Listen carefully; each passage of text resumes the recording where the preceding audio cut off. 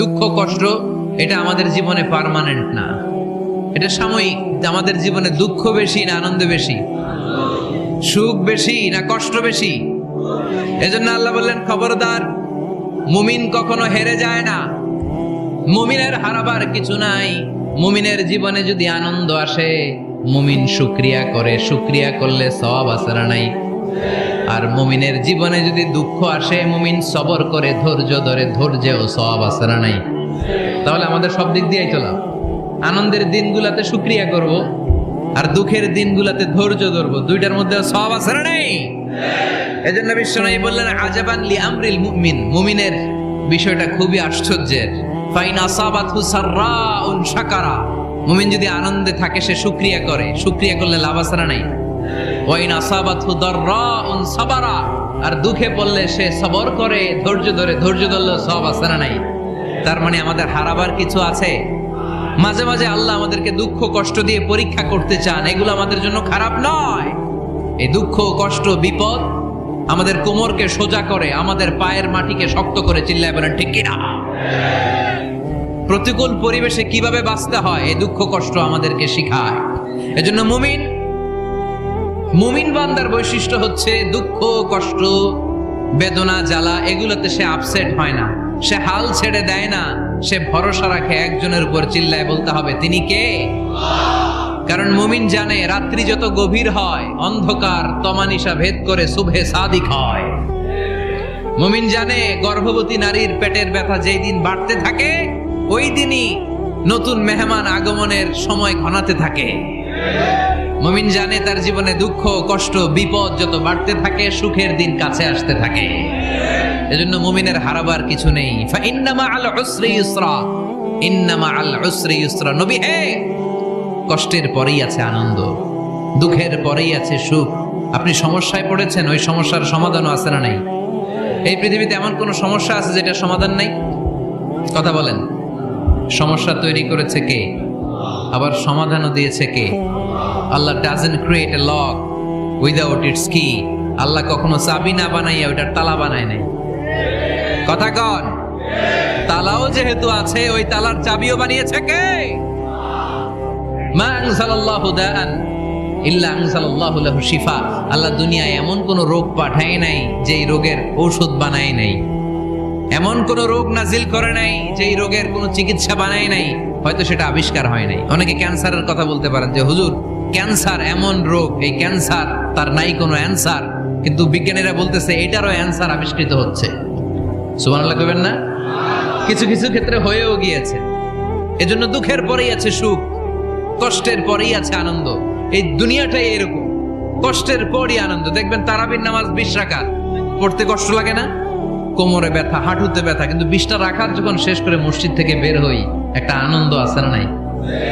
কষ্ট করে পরীক্ষার জন্য প্রিপারেশন নিলেন আপনি কয়েক মাস, কিন্তু ফলাফল যখন ভালো হয় তখন একটা আনন্দ আছে না নাই? সারাদিন রোজা রাখলেন রমজানে, কি কষ্ট, তৃষ্ণায় গলা ফেটে যায়, কিন্তু ইফতারির সময় যখন রুহ আফজা শরবতটা খাই, কেমন লাগে? একটা আনন্দ আছে না নাই? এজন্য আল্লাহ বললেন, ফাইন্না মাআল উসরি ইউসরান, ইন্না মাআল উসরি ইউসরা। ও নবী, কষ্টের দিন মক্কায় অল্প কিছু দিন, মদিনাতে আনন্দের দিন অপেক্ষা করছে। আমাদের জীবনে যদি দুঃখ কষ্ট আসে, আমরা ধৈর্য ধরবো, তাওয়াক্কুল করবো একজনের উপর, তিনি কে? কারণ আমরা বিশ্বাস করি কষ্টের দিন এটা চিরকালের জন্য নয়, সামনে আনন্দের দিন আমাদের জন্য সেট করে রেখেছে কে? বিশ্বনবীকে নেয়ামতের বর্ণনার ঘটনা শুনিয়ে বিশ্বনবীকে সান্ত্বনা বাণী শোনাচ্ছেন আর পড়ছেন, ফাইন্না মাআল উসরি ইউসরান, ইন্না মাআল উসরি ইউসরা। নবী গো, নিশ্চয়ই কষ্টের পরে আছে আনন্দ, দুঃখের পরেই আছে সুখ। সুবহানাল্লাহ। কষ্টের পরে আনন্দ, দুঃখের পরে। The struggle isn't permanent in our life. সব নবীকে আল্লাহ তাআলা একটা করে দোয়া দিয়েছিলেন আর বলেছিলেন, নবী একটা স্পেশাল দোয়া করার সুযোগ তোমাদেরকে দিলাম, ওই দোয়া করলেই কবুল হয়ে যাবে। কিন্তু সুযোগ পাবা জীবনে কয়বার? সবাই বলেন কয়বার? সব নবী তাদের দোয়াগুলো দুনিয়াতেই করে ফেলেছে। বিশ্বনবী বলেন, লিকুল্লি নবিয়্যিন দাওয়া মুস্তাজাবা। এ দুনিয়াতে সব নবীদের একটা করে মুস্তাজাবুদ দাওয়া আছে। আল্লাহ বলেছে, ও নবী, একটা করে স্পেশাল দোয়া করার সুযোগ পাবা, দোয়াটা করা মাত্রই কবুল করে নেব। বিশ্বনবী বললেন, এই পৃথিবীর বুকে যত নবী রাসূল দুনিয়ায় এসেছে সব নবীরা তাদের স্পেশাল দোয়া দুনিয়ায় করে ফেলেছে, ইল্লা আনা, কিন্তু আমি করি নাই। বিশ্বনবী বললেন, ওয়া ইন্নী আখতাবিউ দাওয়াতি শাফাআতান লি উম্মতি ইয়াউমাল কিয়ামাহ, আমি আমার স্পেশাল দোয়াটা করি নাই। আমার স্পেশাল দোয়াটা আমি আমার গুনাহগার উম্মতকে বাঁচানোর জন্য কিয়ামত পর্যন্ত রেখে দিয়েছি। আমরা যেদিন বিপদে পড়ে যাব, যেদিন আমার আব্বা আমারে চিনবে না, আমি আমার আব্বারে চিনব না, নেতা তার কর্মীরে চিনবে না, কর্মী নেতারে চিনবে না, ঠিক কি না? পীর সাহেব মুরিদরে চিনবে না, মুরিদ পীর সাহেবরে চিনবে না, স্বামী তার স্ত্রীরে চিনবে না, স্ত্রী তার স্বামীরে চিনবে না। নবী থেকে শুরু করে, অলি থেকে শুরু করে, শহীদ থেকে শুরু করে সবার মুখে একটাই জিকির, ইয়া নাফসি ইয়া নাফসি ইয়া নাফসি। আকাশের সূর্যটা যেদিন মাথার কাছে চলে আসবে, জমিনটা তামার জমিন হয়ে যাবে, সূর্যের তাপে মাথার মগজগুলো ভাতের মাড়ের মতো গলে গলে নাকের ছিদ্র কানের ছিদ্র দিয়ে টপ টপ করে বেয়ে বেয়ে নিচে পড়বে। ওই কঠিন দিনে কেউ কাউরে চিনবে না। বিষ্ণু বললেন, ওই দোয়াটা আমি দুনিয়ায় করি নাই, আমি বদরের যুদ্ধে মার খেয়েছি, উহুদের যুদ্ধে দাঁত ভেঙেছি, আমি না খেয়ে পেটে পাথর বেঁধেছি। আমি যদি ওই দিন দোয়া করতাম, আল্লাহ দোয়া কবুল করে নিত, জান্নাতি খাবার দিয়ে দিত, আমার মায়ের খাওয়া লাগতো না, তায়েফে আমার রক্ত ঝরতো না, দোয়া করলেই কবুল। কিন্তু ওই দোয়াটা আমি দুনিয়ায় করি নাই, ওই দোয়াটা আমার জন্য, আপনার জন্য, আমাদের জন্য বিশ্বনবী জমা রেখে দিয়েছে। এজন্য বিশ্বনবীর চিন্তা আর আমাদের চিন্তা এক চিন্তা না, বিশ্বনবীর পুরো উম্মতের চিন্তা। কিয়ামত পর্যন্ত যত মানুষ আসবে সবাই আমার উম্মত, না জানি তাদের নসিবে কি হয়ে যায়। এই চিন্তার বোঝা বিশ্বনবীকে কাবু করে ফেলেছিল। আল্লাহ বললেন, নবী, নো টেনশন, কোনো টেনশন নাই, আপনার এই চিন্তার বোঝাকে আপনার পিঠ থেকে আমি আল্লাহ নিজ দায়িত্বে সরিয়ে নিলাম। এজন্য আল্লাহ বললেন, আলাম নাশরাহ লাকা সাদরাকা ওয়া ওয়াদা'না আনকা বিজরাক আল্লাযী আনকাদা যাহরাক। যেই চিন্তার বোঝা আপনাকে কষ্ট দেয়, যেই চিন্তার বোঝা আপনারে পেরেশান করে তোলে, আপনার পিঠ থেকে ওই চিন্তার বোঝা নবী আমি সরিয়ে নিলাম। কি দিয়ে সরিয়ে নিল? কোরআনের আলো দিয়ে। বিশ্বনবী মক্কায় দেখতেন মূর্তির পূজা হয়, আল্লাহর ঘরের ভিতরে 360টা মূর্তির পূজা। বিশ্বনবী দেখতে পেলেন দুর্বলের উপরে সবলের অত্যাচার, বিশ্বনবী দেখতে পেলেন নারীদেরকে অত্যাচার করা হয়। কন্যা সন্তান হলে বাবা তার মেয়েটাকে নিয়ে জঙ্গলের ভেতরে ঢুকে কিংবা মরুভূমির ভেতরে যে জীবিত দাফন করে দেয়। ওয়াইদাল মাউউদাতু সুইলাত ওয়াদুল বানাত। বিশ্বনবী এগুলো দেখতেন চারপাশে, দেখে এই পথহারা জাতিকে কিভাবে উদ্ধার করবেন, কি দিয়ে উদ্ধার করা যায়, এই টেনশনে বিশ্বনবীর পিঠ বাঁকা হয়ে গিয়েছিল। উপমা, বাঁকা হয়ে গিয়েছিল। বিশ্বনবী সব সময় পেরেশান থাকতেন। আল্লাহ বললেন, নবী, টেনশনের দরকার নাই, হেরা গুহায় এমন একটা নূরের আলো দিয়ে আমি আপনারে আলোকিত করব, যার মাধ্যমে সব পেরেশানি দূর হয়ে যাবে। ألم نشرح لك صدرك ووضعنا عنك وزرك الذي أنقض ظهرك। আপনাকে পেরেশান বানিয়ে দেয় এরকম সব চিন্তার বোঝা আমি আল্লাহ সরিয়ে নিলাম। সুবহানাল্লাহ। ওয়া রাফা'না লাকা যিকরাক। নবী হে, আপনার সম্মানকে আমি আকাশচুম্বী করেছি। I have dignified your status high and high, the highest peak. আপনার মর্যাদা উঠাতে উঠাতে আকাশ বাতাস ছাপিয়ে, সাত আকাশ কাঁপিয়ে আরশের উপরে নিয়ে গিয়েছি। আপনার মর্যাদা আমার পরপরই, স্রষ্টার পরে পুরো সৃষ্টিকুলের উপরে বিশ্বনবীর মর্যাদা আছে না নাই?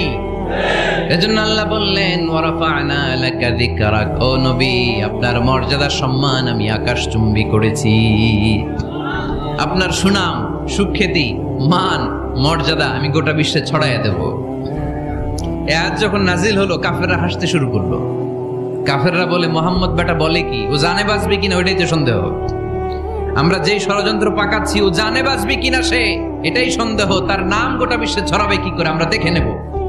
আল্লাহ বলেন, তোরা আমার নবীর সুনাম সুখ্যাতি ছড়ানোর ব্যাপারে বাধা তৈরি করবি, তোরা আমার নবীর ব্যাপারে অপপ্রচার চালাবি, তোদের অপপ্রচারকেই আমি আমার নবীর প্রচার মাধ্যম বানিয়ে দেব। তোদের অপপ্রচারকে আমি আমার নবীর জন্য প্রচার মাধ্যম বানিয়ে দেব। এরকম অনেক সময় হয় না যে কেউ কেউ অপপ্রচার করে কারো বিরুদ্ধে, এটা তার জন্য প্রচার হয়ে যায়।